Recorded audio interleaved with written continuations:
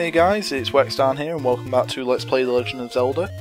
In the last episode we actually completed the Triforce, as you can see, and in this episode we're going to be going on to the final dungeon of the game, defeating Gannon and taking back Princess Zelda. Because that's basically an entire plot of this game from the one paragraph in the first episode. But anyway, what you want to do is first of all use your recorder and fly off to Dungeon 1. And hopefully this will take us back to Dungeon 1. I'm hoping. Let's see. Yes. I only had to play it once as well, so that's good. Anyway, you might notice that I've stocked up on rupees again. This time it's not a case of necessity, it's more I want to be able to fire my arrows a fair bit because they'll come in handy. So yeah, I've got rupees to fire arrows and that's about it. There's nothing you need to buy in the dungeons. Well, I suppose you could be saving up as well for potions if you're not that confident, because obviously buying yourself a red potion is pretty useful. And a small discovery that I made in going out and restocking my red potion is that if you have a blue potion in your inventory and you buy another blue potion, it just upgrades it to a red potion. So you don't have to waste a blue potion and 28 more rupees. So, you know what, that's pretty nice. I didn't actually expect it to be implemented, but it was in there, so, you know, take advantage of it if you can. And here we are at Spectacle Rock. This will actually be seen in later Zelda games, including The Wind Waker and Ocarina of Time, but for now, Spectacle Rock actually serves as our entrance to the dungeon, and because it's the last dungeon, it's actually got multiple enemies outside of it instead of just the one. So that's kind of cool little change, but you want to bomb that part of Spectacle Rock and go down. And welcome to level 9, the actual last level of the game, and it actually gets itself its own unique soundtrack, which is kind of cool, but anyway, I'll have to admit that for this dungeon, it's a long dungeon. So what I basically did was I looked up a map and I planned out my route beforehand. So yeah, I've actually got a list here of what rooms I need to go to. And also I should say, if you don't have a complete Triforce, there's a man here that stops you from going any further and the doors are still locked, so that's why you need to get the Triforce before coming here. You can't just take it on straight away. Because, I don't think I actually mentioned it, but a majority of the dungeons in the game you can go to out of order. Like, you can pretty much take on in any order that you please, but I just went, like, dungeons 1 to 8 in that order, simply because, you know, like, the difficulty just gradually increasing rather than us taking them on in a rather weird order. And I think I took it the wrong direction. I think I'm supposed to go left here, actually. So, sorry about that, Wizrobes. Just came in, took some shots at you, then wandered back out again. But, see, I think there should be some stairs here. And right, which means that we have to defeat Moldorm to get down there. It's not too hard, just keep on throwing our sword at him. Oh. Down the stairs. Come on, Keith, why don't you drop some hearts for me? See, I'm always so cautious about using the arrows because I don't want to like run out of rupees / ammo. But it's why I stocked up on rupees, so I could have ammo. It's sort of silly. I like get all the items that I need, then don't use them because I spend so much buying them. It's just how I am in some RPGs. So after getting out the light room, we're gonna want to head right. So, come on, light drop. There's no hearts in this dungeon whatsoever, it seems.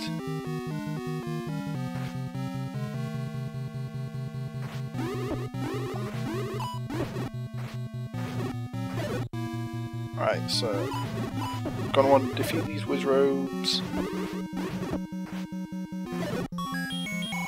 just for rupees, that's it. Right. I think we... No, I think we have to head right again. Don't bomb down a wall if you don't need to.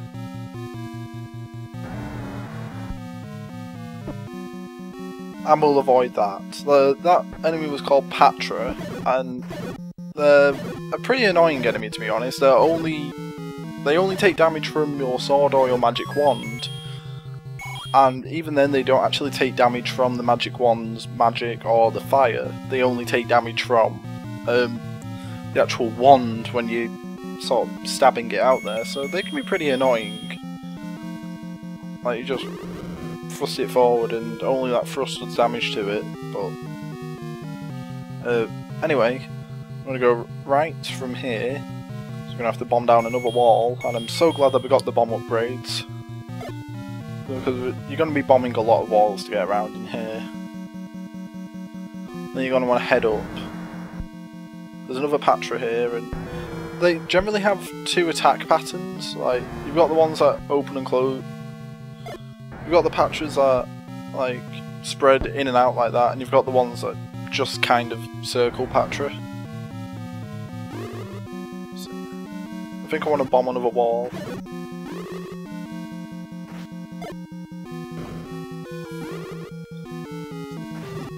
A majority of the time it's in your best interest to just avoid enemies rather than attack them, but sometimes you just got to defeat all the enemies in the room.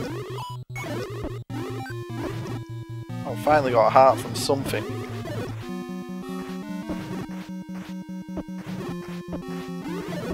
Oh, this is not going well.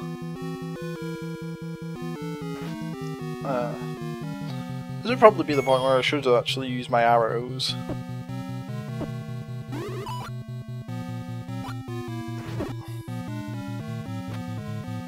Oh, come on, you just phase straight through my arrow. Can't use my arrows, great. Back to my magic wand this is. But you want to go down here. And this item is actually going to be very helpful for us. This item is not one that you need to beat the game, but it's incredibly helpful if you get it. The red ring. Turns Link red and also makes him take half the damage that the blue ring made him take. So essentially now enemies that would have given you 1 heart of damage right at the start will now give you a quarter, enemies that would have done half a heart do an eighth.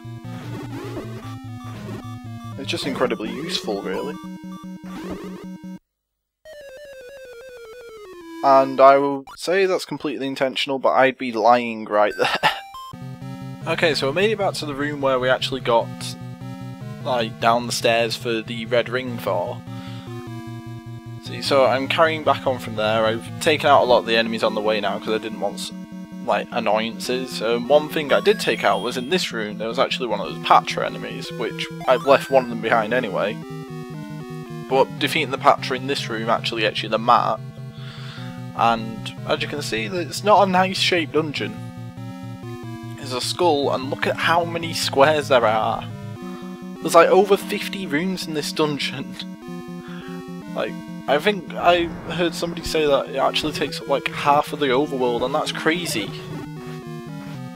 But anyway, this is how you have to fight Patra. Basically, killing the centre eye kills it, but you can't harm the centre until you've beaten like all the ones on the outside. And like I said, they're actually immune to the beam, but they can get hurt by the magical rod itself. Kind of weird. He's got a fairy flower troubles. You want to go this way? That's probably the most like blunt and straightforward hint any of these old men are going to give you in this game. So what you want to do, just bomb. Not in that direction, but it's still counted for whatever reason. Go through here, and you want to defeat some more Wizrobes. You can't. There can't be too many Wizrobes in a dungeon now, can they?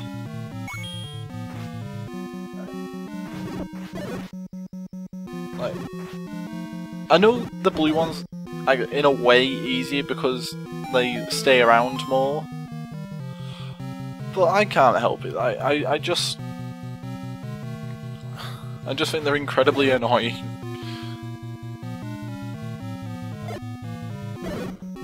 I thought I had my magic rod equipped then, so that was kind of weird. I'm so glad that the Keys decided like the bomb was a good place to land. Going for the last item in the game, this is a necessary item to get actually. Like I said, the red ring wasn't necessary, which it isn't. It's just useful. But in this situation, you actually have to get the next item we get. And hold on, I need to look at my instructions. Okay, so I'm back from looking at my instructions. No shame in admitting that I've actually laid out a direction for me to go, but like, I've basically tried to plan out like the quickest slash easiest route. Like tried to do a fusion of the two, because the map that I found was actually an incredibly great map. It actually shows all the bombable walls that there are in the dungeon, as well as like all the enemies that are going to appear in each room, and it's actually incredibly useful. It's actually the one from Zelda Wiki. I'd recommend that you go there. There's several different like wiki sites for Zelda, like Zelda Universe, Zeldapedia, but personally I find like Zelda Wiki is the best one, although admittedly it can be down a fair bit at the time. Like I've noticed like that site goes down more than like it goes down fairly often, but I'd still recommend it as the site. Because when it's up, it's good, basically. And after plugging that in, I should clarify I am in no way associated with Zelda Wiki. But in my opinion it's the personal best wiki, but still. After that we're almost where we have to go. I've just taken out more of these whiz robes. We almost got the item that we absolutely need to beat the dungeon. So, we want to go up again. Like, Link's filling in a very weird shape on his map compared to like the skull that there actually is there. I mean, like, we've made one mistake so far, so there's one more square than there should be there. But apart from that, it's kind of cool how the map's looking compared to what we've actually done in it. And hopefully I can take out the whiz robes before the bubbles get to me, because once the bubbles get round, it's going to be a hell of a lot more difficult to actually beat the whiz robes. So you know I can't hit you with arrows, but can I hit you with bombs? Arrows just seem to sail right through you.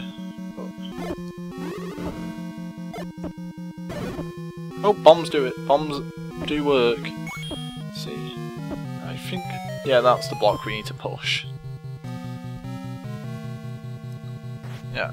And if I haven't mentioned it already, the reason why I've not been beating up the bubbles is the fact they're actually invincible. So if some of you question why I complain about them and then don't try to take care of them, that's why they're invincible. You cannot beat them. Just float around, and in Zelda 2 they're not invincible, you can beat them, but they take a lot anyway. So bubbles were an absolute pain back in the day. Like now they're pathetic, but they were a pain. But anyway, that weapon that we just got was the silver arrow. It's an upgrade to our arrow, makes them more powerful, and also they still cost the same as the arrows that we were using before. So apparently silver arrows cost the same to make as the standard wooden arrows.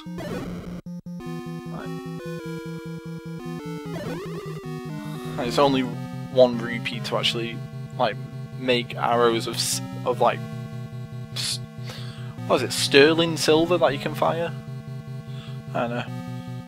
So I'm going to go up here.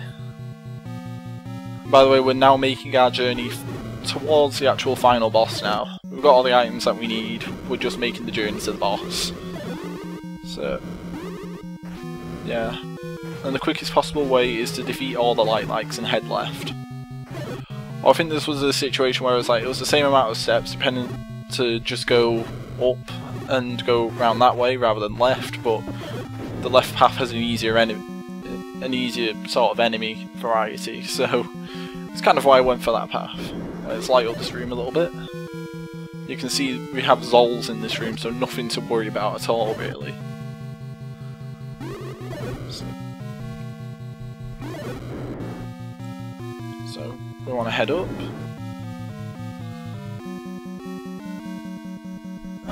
Now, I said in like other dungeons I would have hoped that it was probably like lava in here rather than blood, but considering this is Death Mountain, this is probably blood. So that's kind of intimidating.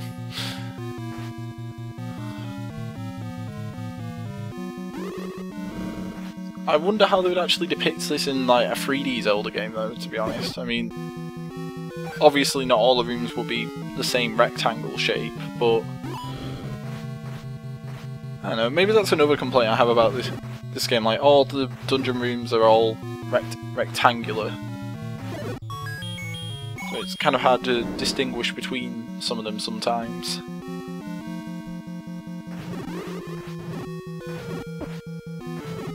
See, traps and wizrobes, two things that you really love to combine.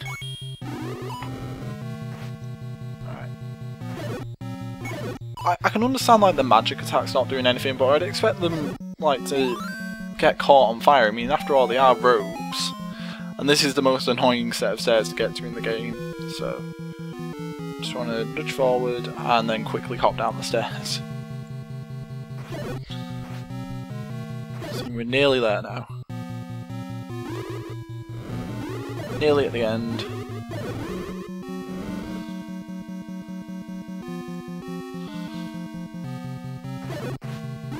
See more wizrobes.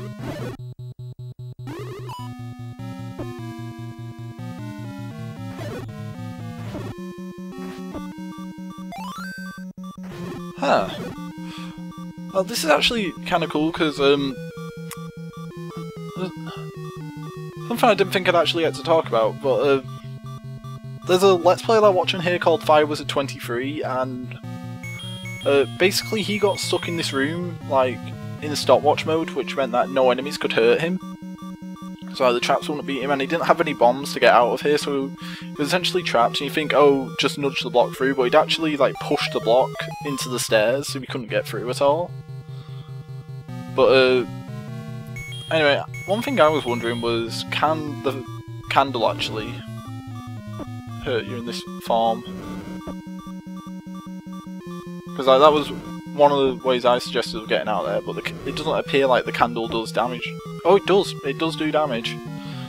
So, yeah, if you get trapped in a room and you're supposedly immortal, your candle will damage you. So you can use that to escape, but I needed to refill my health, so I just thought I'd test that out. So, Fire Wizard 23, I know you're probably not watching this, but if you are, you could have used your candle to get out of the room. Just saying. You want to go left. And then you've got more stairs to get down, but more enemies to beat. Luckily, not wizrobes, as usual, so...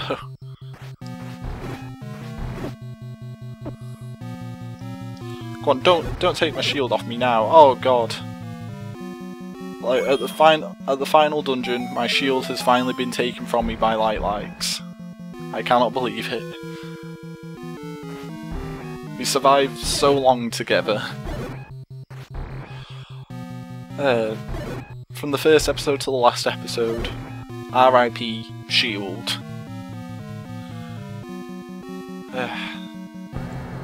Right, so this is the last patcher in the game, and I think I might be right in saying it's the only one that you absolutely have to defeat. And it's the only one we've actually had sword beams to beat it with. So, yeah. Right. Come on, just one more little version of you, and then I can just shoot your eye.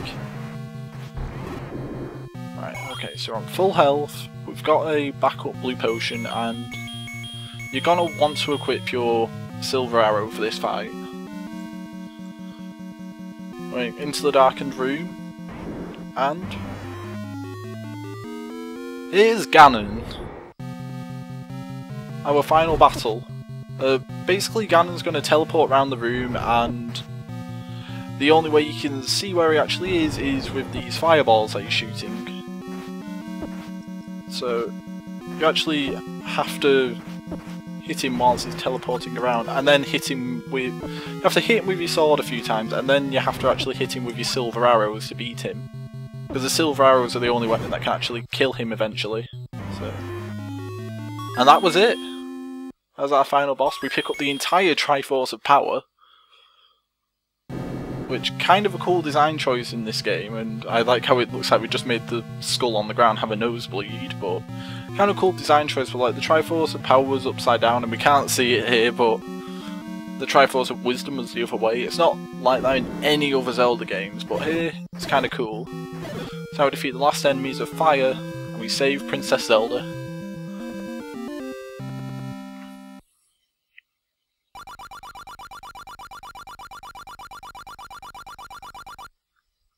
And we're the hero of this story.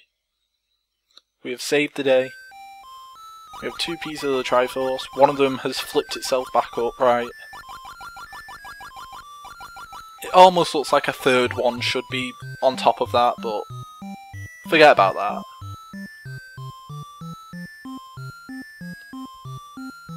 And this credits, like, music will actually appear later in the series, but I've got to say, it's a really fun game, and although some of the credits are actually wrong, like, I believe they tried to translate the credits and it came out wrong, but although I've said a lot to criticise this game, I really do enjoy it, and I really would recommend that you play it. And if you do, I'd recommend that you actually get one of the virtual console versions, simply because you can go to the home menu on that and it acts like a giant save state, so if you want to turn off and go away, you can do and then come back without having to die and save. So yeah, it's what I've been doing, like, in between parts. I've been, like, going to the Wii's home menu and it kind of saved the game for me. But I'd really recommend that you try out this game just to see how far adventure gaming's come, and it's kind of a landmark game for the first one having a save feature. Now, from here, I can press start and we can go on a whole new second quest. I've not done second quest for like other games I've done, like Super Mario Bros. And Kirby, simply because it's the same level design but with new enemies in. This second quest, however, mixes up enemies and mixes up the dungeon orders as well as the actual layouts of the dungeons. And I think it's unique enough to actually go for a second quest, so I will be doing the second quest of this. But I'm doing something else first. Simply because I told one of my fans on Twitter, like, who was requesting that I did another Pokemon LP, that I planned on doing one when I get back to university. And now that I'm back, I can. So I will do the second quest immediately after my next Pokemon LP. But yeah, I've been Wexdarn. I want to thank you so much for watching, and I shall see you guys later.